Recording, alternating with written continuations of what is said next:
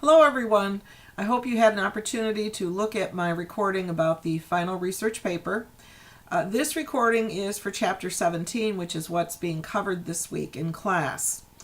If you look at page 563, the chapter starts out with the different ways that recruitment is handled, how selection is handled, different practices.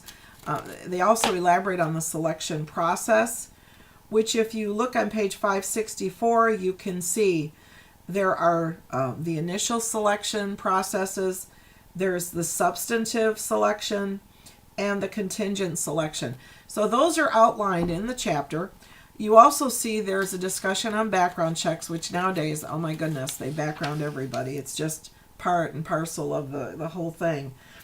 Written tests, cognitive ability tests.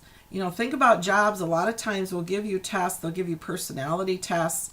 What is it that they're looking for? Those kinds of things are also part of the process. Performance simulation tests are on page 568. So think about ways where they simulate the job you'd be doing and say, okay, here, do this. And it's a way to see if you can even handle or do the job that you're applying for. But it'll be a hands-on. Might be on a computer, might be at a table with a written, it just depends. But it'll be a simulation or a copy or a setup to pretend that you're doing your job.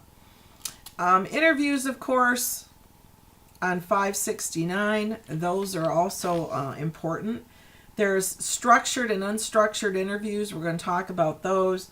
Panel interviews. You ever been to a panel interview? I've had students tell me, oh my goodness, I could never do that. I was scared to death. Well, I will tell you, I applied for a job as Dean of Business, and I was in front of 10 people. And that certainly broke me of any fear of a panel interview.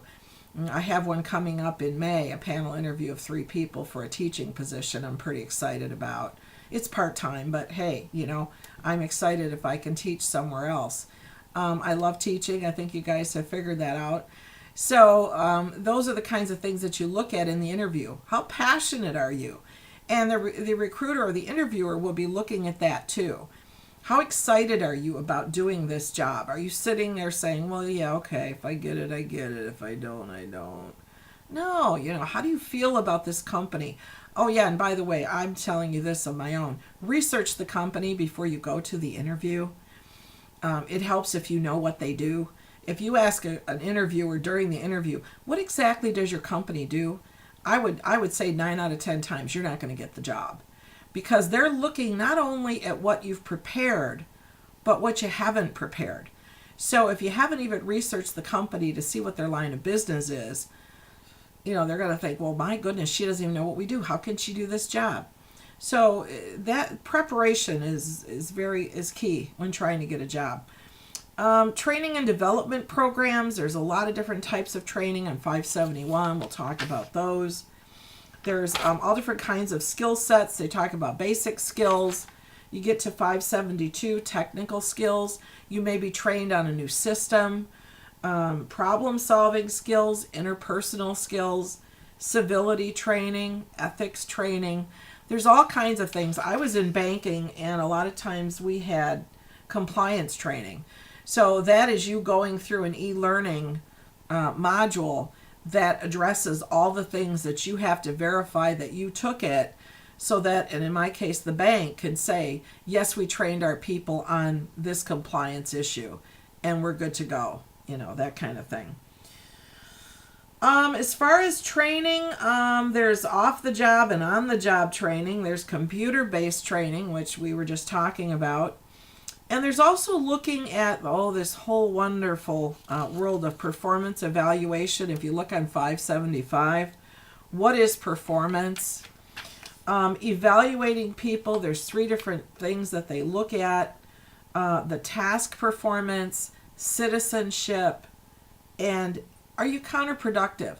Now, while I'm talking about this, a couple students have mentioned in their research paper, I know I'm going off topic, but since I came across it, they wanted to know if counterproductivity and withdrawal behavior are interchangeable.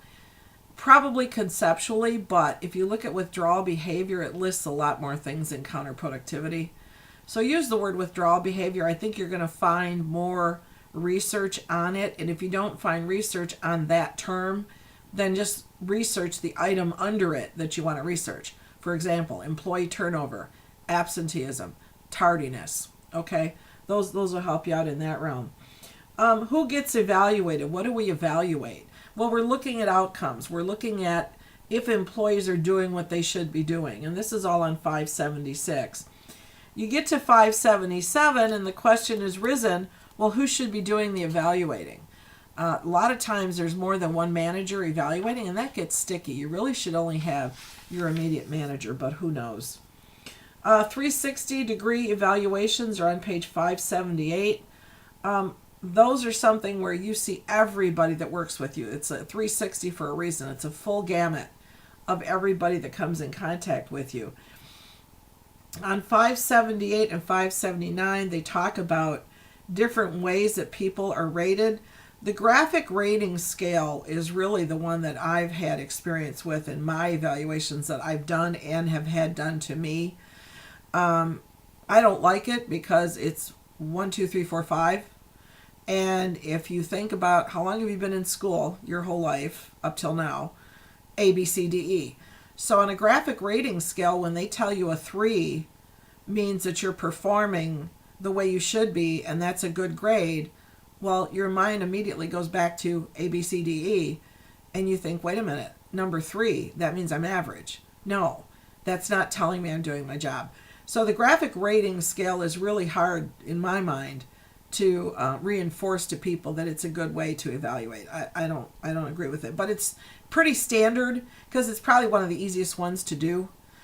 So you'll have anywhere from not really good to really good, and you'll see those on the recording when I do the echo recording. Okay, how do we improve poor performance or performance evaluations? 579 and 580. The key thing, too, is to make sure that you train the evaluators so they know how to evaluate. The leadership role of HR is on 583, and there's a really good discussion on 582. There's a case study of how do I fire someone. I think one of the hardest things as a manager is to fire someone.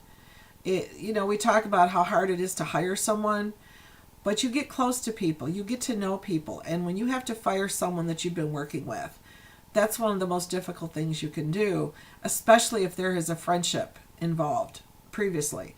And that's why as a manager, you don't pick friends. You don't make anyone that you work with your friend. You can be friendly with them, but they're not your friend. And if you know the things that you tell your friends, you know why I'm saying this. You don't share personal information. You don't say anything to them that you shouldn't. Everything stays above board. You see where I'm going? You got to make sure that you keep it the way it needs to be. Okay, let's go to benefit programs are on page 585. We're not going to talk about those too much, but one of the other things on 587 is managing work-life conflicts. This is another key area of HR. How do you balance? How do you keep the stress out? You have your obligations at work and you also have your home obligations. The other thing on 588 is mediations, terminations, and layoffs. I was part of a 700 employee layoff in 2014, and it hurt. I had been at the company for 15 years. These are the things that happen. The key thing is to, jump off the couch or chair, so to speak, dust off your clothes, and jump into the next area that you're going to be pursuing. You can't let it get you down. You can't take it personally. Like they say, when one door closes, another one opens. That is so important during a termination or a layoff. Even if you're terminated, maybe you hated the job you were at, but you're upset you were fired. Why are you upset if you hated the job? Because that's just causing more stress, and you don't want to have that. So there's some things on 589, work-life initiatives. Just some things to make it easier for employees at work. When I worked at Blue Cross as a contractor, it was really cool. One place, and my whole life and that's a long life up till now, thank God. I saw a child care center. That's the only place I've ever seen one where employees could bring their children with them to work, drop them off at the child care center that was on location, and this is at the Renaissance Center, and then bring them, take them home with them. So, boy, if you have a job there and you have children, that's golden. And of course, the play center, the child center, was not part of Blue Cross. It was an outside entity, so Blue Cross didn't have to worry about liability, of course. So anyway, those are some of the things we're going to talk about in Chapter 17. If you have any questions, let me know. We've only got one more chapter after this, the paper and the final exam. So I hope you're taking notes and getting ready. One page, two-sided, 8.5 by 11. Love you all. Talk to you later. Bye.